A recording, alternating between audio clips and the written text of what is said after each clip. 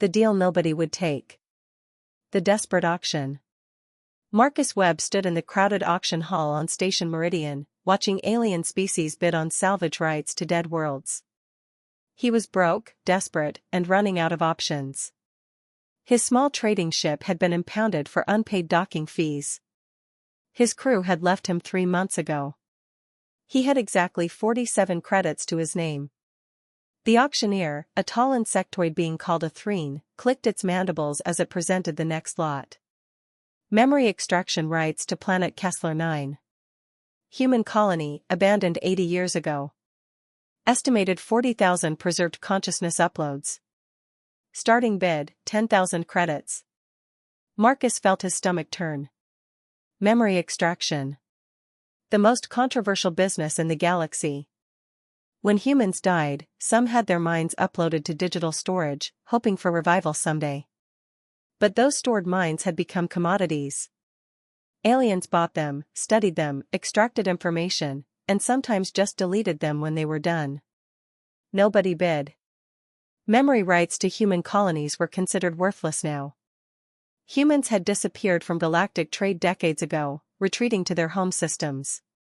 Their technology was outdated. Their memories held nothing valuable. No bids? The threne auctioneer sounded disappointed. Going once. Going twice. 47 credits, Marcus called out. His voice echoed in the suddenly quiet hall. Every alien turned to stare at him. A ripple of clicking, chirping laughter spread through the crowd. The auctioneer's compound eyes focused on Marcus. Human, the starting bid is 10,000 credits. You offer 47? It's all I have, Marcus said. And nobody else is bidding. The threne considered this. Sold. To the human for 47 credits. May you find some value in your ancestors' expired thoughts. More laughter. Marcus didn't care. He paid his 47 credits and received the data crystal containing the location and access codes to Kessler 9's memory vault. The journey to Kessler 9. Marcus borrowed a small transport pod from a sympathetic docking master who felt sorry for him. The journey to Kessler 9 took 3 days through empty space. The planet had been a mining colony, established during humanity's expansion phase 120 years ago. When the mines ran dry, people left. A plague hit the remaining population, killing thousands within weeks. In desperation, the survivors had uploaded their consciousness to the colony's central computer, hoping humanity would return to revive them. But humanity never came back. The galaxy moved on. And 40,000 human minds sat in storage, forgotten and alone. Marcus landed near the colony's main facility. The buildings were crumbling, overtaken by the planet's harsh vegetation. But the central vault was underground, powered by geothermal energy that would last thousands of years.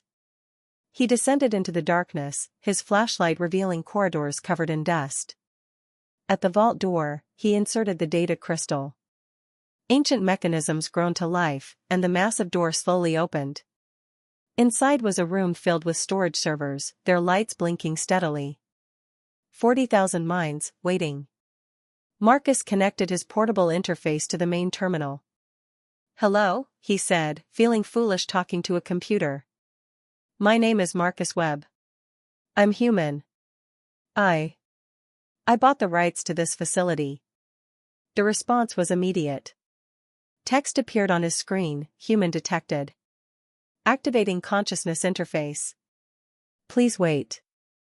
Then a voice spoke through his headset. Female, middle-aged, tired. Is this real? Please tell me this is real and not another simulation. Marcus felt his throat tighten. It's real. I'm really here. My name is Dr. Elena Vasquez. I was the colony director when the plague hit. We've been waiting 80 years. Are you here to revive us? Marcus's heart sank. I don't have that kind of technology. I'm sorry. I'm just a trader. I bought the extraction rights because nobody else wanted them. Silence. Then Elena spoke again, her voice cracking. So you're here to study us.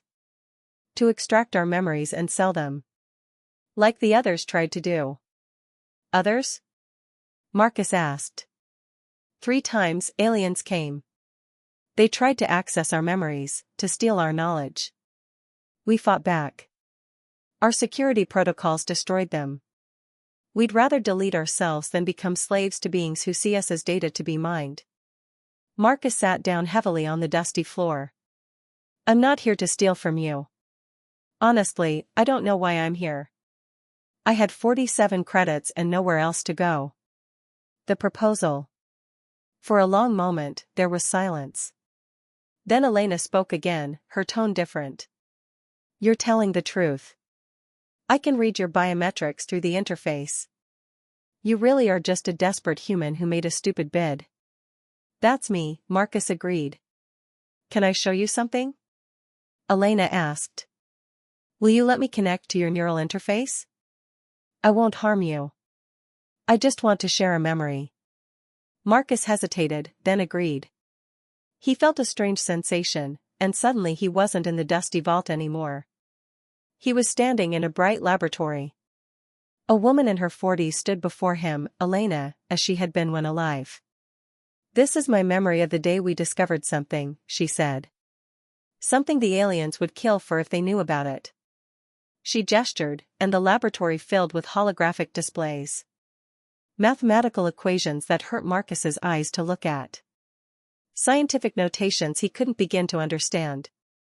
We were mining rare elements here, Elena explained. But we found something else. A naturally occurring quantum field that allowed consciousness to be stored perfectly, indefinitely, without degradation. Do you understand what that means? Marcus shook his head.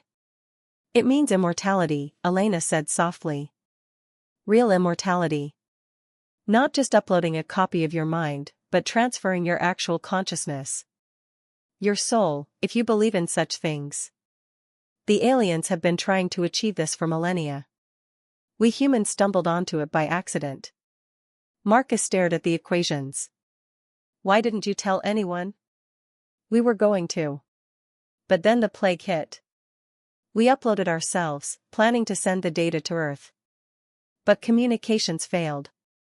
We've been trapped here, sitting on the most valuable discovery in galactic history, unable to tell anyone. The memory faded, and Marcus was back in the vault. His mind was racing. Dr. Vasquez, if this is real, if this technology works. It works, Elena interrupted. We've been testing it for 80 years in here. We've refined it. Perfected it. We're not just stored minds anymore, Marcus. We're something new. Something that can be transferred, restored, even multiplied. The decision.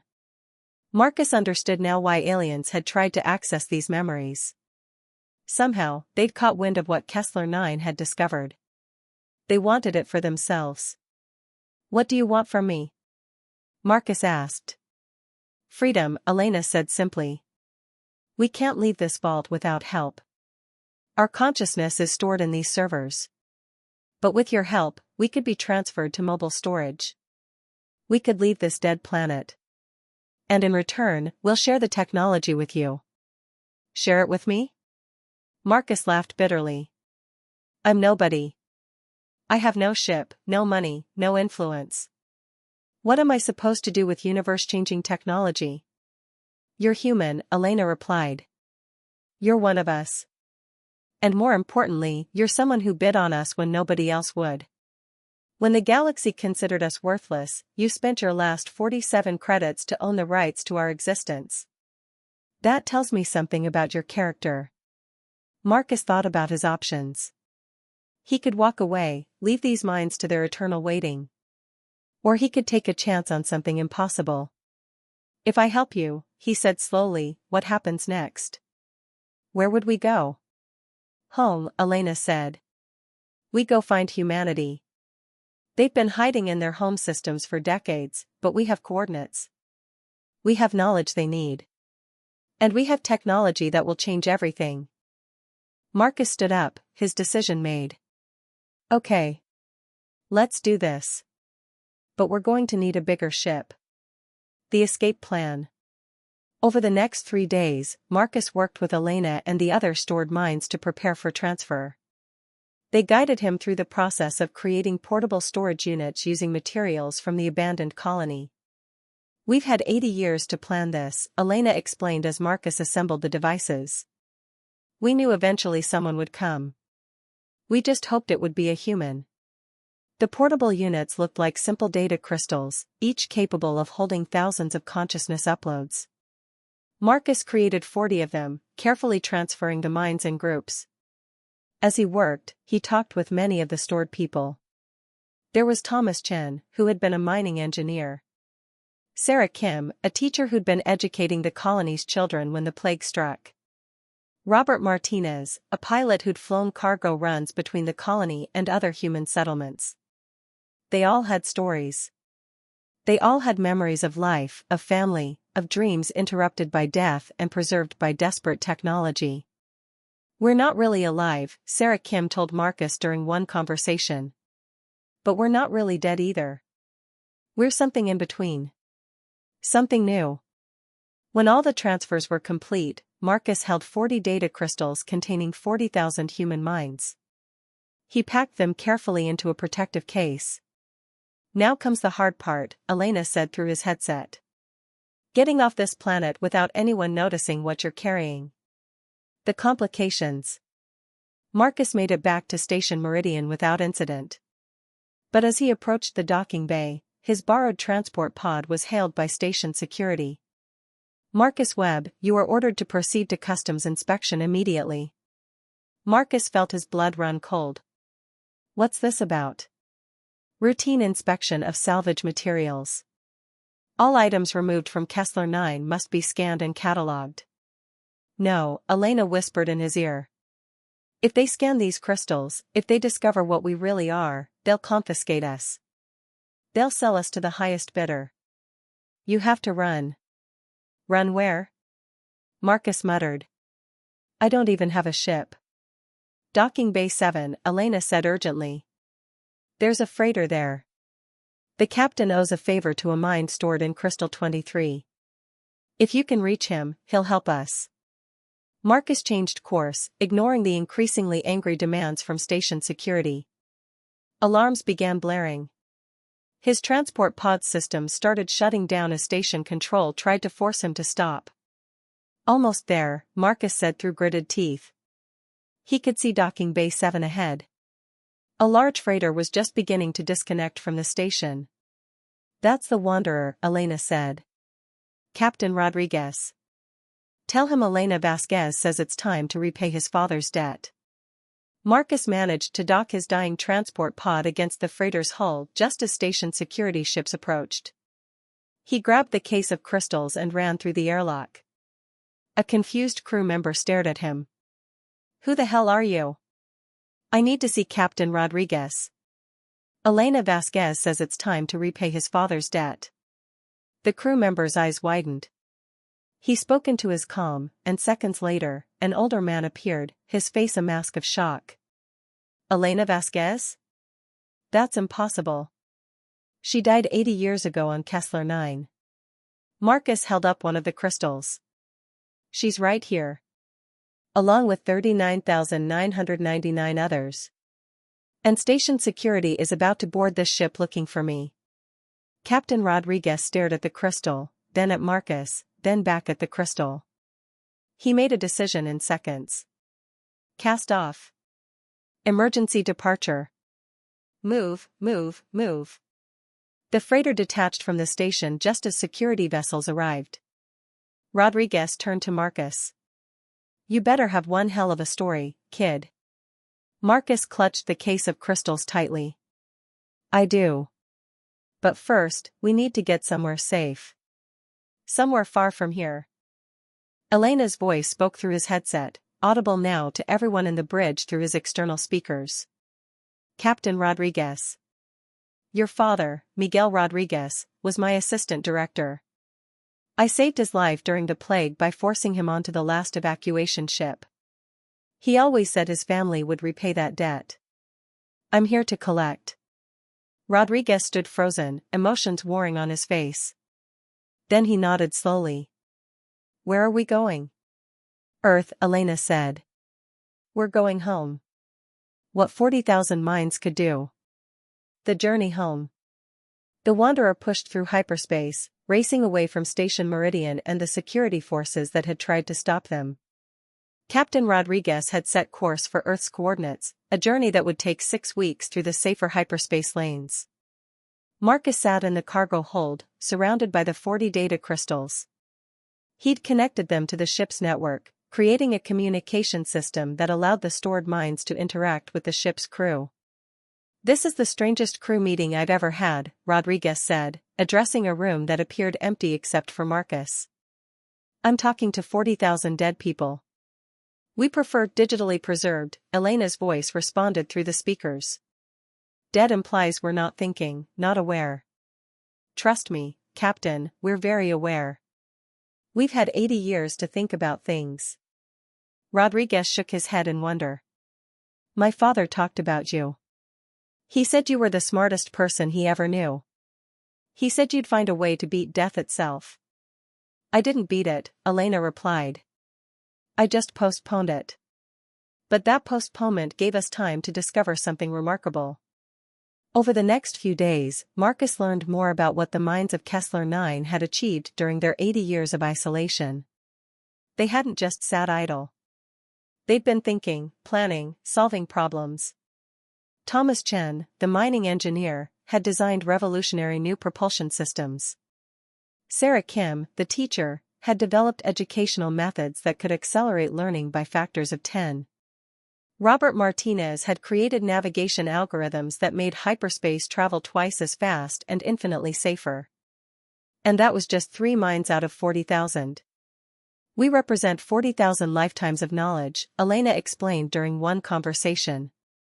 But more than that, we've had 80 years to collaborate, to share our expertise, to build on each other's ideas without the limitations of physical bodies. We've become something humanity never imagined. The warning. 3 weeks into their journey, Captain Rodriguez received an encrypted message.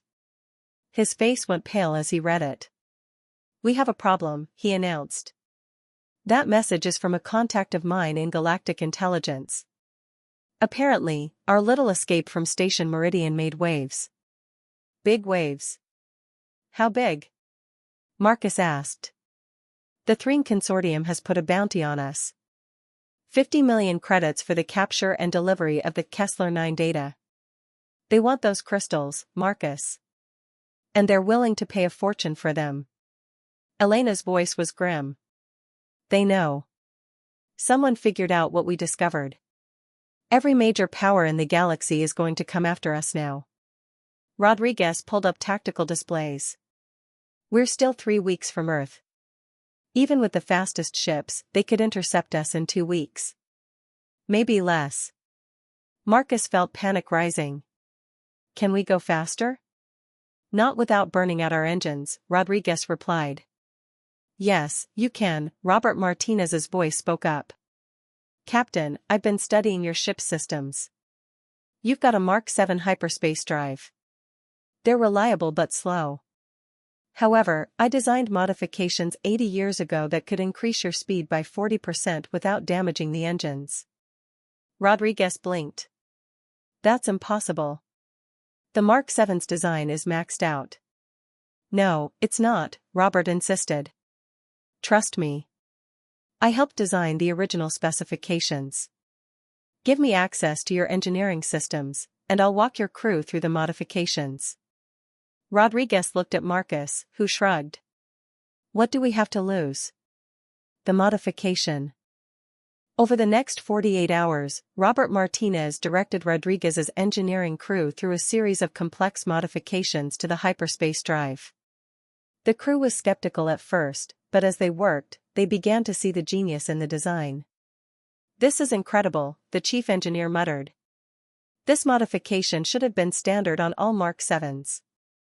How did nobody figure this out?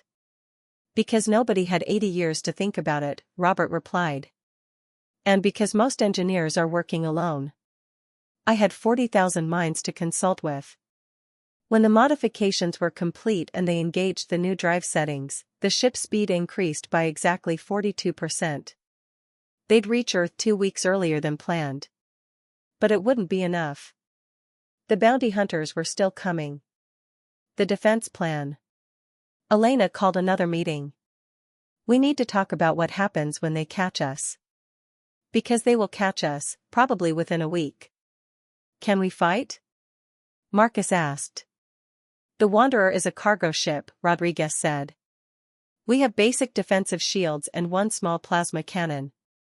Against military hunters, we'd last about 5 minutes. Then we don't fight, Elena said. We negotiate. Everyone stared at the speakers. Negotiate what? Rodriguez asked. Everything, Elena replied. Listen, the reason everyone wants these crystals is because they think they can use the consciousness transfer technology for themselves. They want immortality. They want to upload their minds and live forever. Can they? Marcus asked. No, Elena said firmly. The technology is species-specific. It works for humans because of our unique neural architecture. Aliens can't use it. Their consciousness patterns are fundamentally different. So the technology is worthless to them, Rodriguez said slowly. The technology is worthless, Elena agreed. But our expertise isn't. 40,000 human minds, working together, can solve problems that have stumped the galaxy for millennia. We've already proven it with Robert's engine modifications. Imagine what we could do with real resources, real laboratories, real time to work. Marcus began to understand. You want to trade our knowledge for our freedom. More than that, Elena said. We want to trade our expertise for humanity's return to galactic politics. We've been hiding for decades, afraid we couldn't compete with more advanced species. But with us, with 40,000 minds working on your problems, humanity could become the most valuable ally in the galaxy. The confrontation. The bounty hunters caught them 6 days later. 3 warships, heavily armed, surrounded the Wanderer in open space. Power down your engines and prepare to be boarded, came the command. Surrender the Kessler 9 data and you will be released unharmed. Rodriguez looked at Marcus. Your call, kid. This is your property. Marcus activated the communication system. This is Marcus Webb, owner of the Kessler 9 memory extraction rights. I'm willing to negotiate. There's nothing to negotiate, the hunter captain replied. We have guns. You have data. Simple transaction. The data is worthless to you, Marcus said. You can't use the consciousness transfer technology. It only works for humans. A pause. Then, we have buyers who want it anyway. Do your buyers know it won't work for them? Elena's voice cut in. Because I can prove it. I'm Dr. Elena Vasquez, one of the minds stored in your precious data. Let me show you why this technology is useless to anyone but humans. On the communication screen, Elena's digital avatar appeared. She proceeded to explain, in terms any species could understand, exactly why the consciousness transfer technology was species-specific. The quantum fields that worked for human neural patterns would scramble alien consciousness patterns. So your buyers are idiots who don't understand the science, Elena concluded. But I'll tell you what we can offer instead. Solutions to real problems. We have 40,000 human experts who've been thinking, uninterrupted, for 80 years. Name any scientific or engineering problem, and we can probably solve it. The hunter captain was silent for a long moment. Prove it. Give us one problem, Elena challenged. One issue your species has been struggling with. Give us 24 hours, and we'll provide a solution. The demonstration. The hunter captain's species, the Vorith, had a critical problem. Their homeworld's atmosphere was slowly becoming toxic due to industrial pollution. They'd been working on terraforming solutions for decades with no success. Elena and the other minds got to work. Marcus watched in amazement as thousands of conversations happened simultaneously across the ship's network. Chemists consulted with atmospheric scientists. Engineers worked with biologists. In 6 hours, they had a complete solution. Sarah Kim presented the plan to the Vorith captain. Your problem isn't the pollution itself. It's that you've been trying to filter the atmosphere. That's impossible at planetary scale. Instead, you need to introduce a genetically modified bacteria that will consume the toxins and convert them to oxygen. We've designed the bacteria, the distribution method, and the monitoring system. Implementation would take 18 months and cost a fraction of what you've been spending on filtration. The captain was stunned. This could actually work. Of course it works, Sarah said. We've had 40,000 minds checking the math. Now, are you going to shoot us, or are you going to let us continue to Earth so we can start solving problems for the entire galaxy? The warships powered down their weapons. Continue to Earth, the captain said quietly. And when you arrive, contact the Vorith Science Ministry. We'll pay handsomely for more solutions like this. The return. Earth appeared on their screens 3 weeks later. Marcus had never seen it before except in pictures. The blue planet hung in space like a jewel, surrounded by defensive satellites and patrol ships. Unidentified vessel, this is Earth defense. State your business. Rodriguez opened the channel. This is Captain Rodriguez of the Wanderer. I'm bringing home some people who've been away for a very long time. Marcus connected Elena's crystal to the communication system. Earth Defense, this is Dr. Elena Vasquez, formerly of Kessler 9 Colony. I'm requesting permission to land, along with 39,999 other stored mines from the same colony. We've been waiting 80 years to come home. The silence lasted so long Marcus thought they'd been disconnected. Then a different voice came through, older, filled with emotion. Elena? Elena Vasquez? This is Admiral Chen, Earth Defense Command. I knew your father. He never stopped looking for you. I'm here now, Elena said softly. And I brought friends. We have so much to tell you. So much to share. Come home, Admiral Chen said. All of you.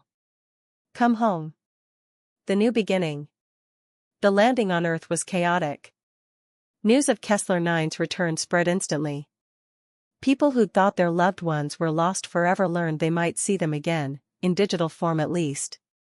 Marcus stood in a research facility, watching as the 40 crystals were connected to Earth's most advanced computer systems. Around him, scientists and government officials waited anxiously. Elena's avatar appeared on a holographic display. She looked around at the gathered crowd, at the planet she thought she'd never see again. We've been gone for 80 years, she said. In that time, humanity retreated from the galaxy, afraid of being overwhelmed by more advanced species. But we don't need to be afraid anymore. We have something nobody else has, 40,000 minds working together, thinking, solving, creating. She gestured, and holographic displays lit up around the room.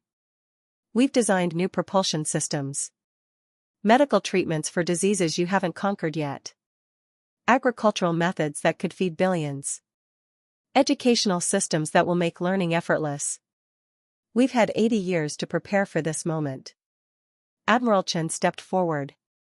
Dr. Vasquez, what you're describing could change everything. Humanity could return to galactic society not as minor players, but as essential partners. That's exactly what we're proposing, Elena agreed. We trade our expertise for resources, for laboratories, for the means to continue developing new solutions. We become the galaxy's problem solvers.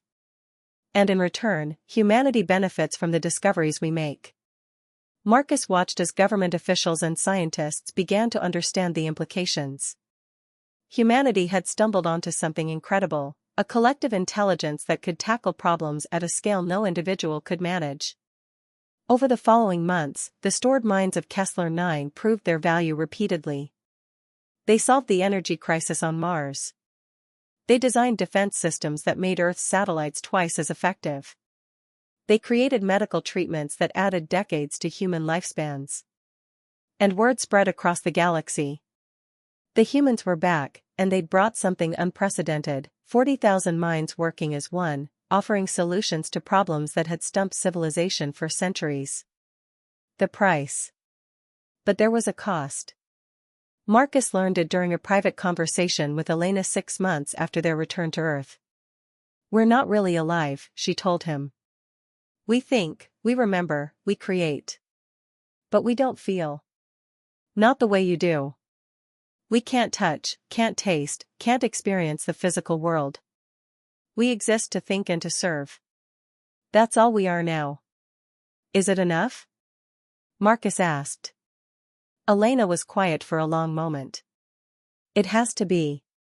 Because we can't go back. The consciousness transfer is permanent. We're stored minds forever. But at least now, we're useful. At least we matter."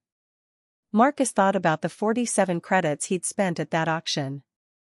The decision made in desperation that had changed everything. "You matter," he said firmly. "All of you. You've given humanity a future we thought we'd lost. And you gave us a purpose," Elena replied. "That traitor who spent his last credits on worthless memories. Who took a chance on forgotten minds. You saved us, Marcus. In every way that counts." The legacy.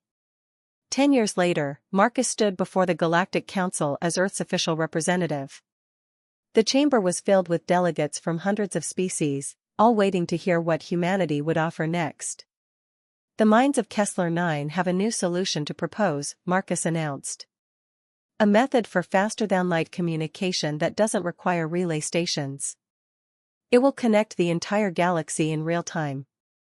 Around the chamber, delegates leaned forward with interest. In the past decade, humanity had become indispensable. Every major breakthrough, every significant advance in galactic civilization, had come from the collective intelligence of those 40,000 stored minds. In exchange, Marcus continued, we request territory for new colonies, resources for expanded research facilities, and continued protection as we develop new technologies. The votes came quickly. Unanimous approval. Humanity had become too valuable to refuse. That evening, Marcus returned to the research facility where Elena's consciousness resided. "We did it," he told her. "Humanity is back. Stronger than ever." "Because of 47 credits," Elena said, her avatar smiling. "Because one desperate human made a bid nobody else would make. The galaxy thought we were worthless data. They didn't understand that knowledge never loses value. That minds can grow stronger with time. That humanity's greatest strength wasn't our technology or our military, it was our ability to preserve our wisdom and share it freely." Marcus looked at the displays showing all 40,000 stored minds, each one thinking, creating, solving problems for a galaxy that had once ignored them. "Your father never stopped looking for you," Marcus said quietly. "Admiral Chen told me. He died still hoping you'd come home." "I know," Elena replied. "But I'm home now. We all are. And we're making sure that no human consciousness is ever lost again. Every person who wants to continue, to keep thinking and creating after death, we're building systems to preserve them all. One day, humanity will have millions of minds working together. And the galaxy will never be the same." Marcus smiled. "The memory traders." "No," Elena corrected gently. "The memory sharers. We don't trade knowledge for profit. We share it because that's what humans do best. We lift each other up. We solve problems together. And we never, ever give up, not even death can stop us." Across the galaxy, in laboratories and research stations on 1,000 worlds, the stored minds of Kessler 9 continued their work. Thinking, creating, pushing the boundaries of what was possible. And it all started because one desperate human spent his last 47 credits on memories nobody else wanted. The galaxy had learned an important lesson: never underestimate humanity's ability to find value in what others dismiss. Never doubt that humans would find a way to turn loss into gain, death into life, and forgotten memories into the foundation of a new age.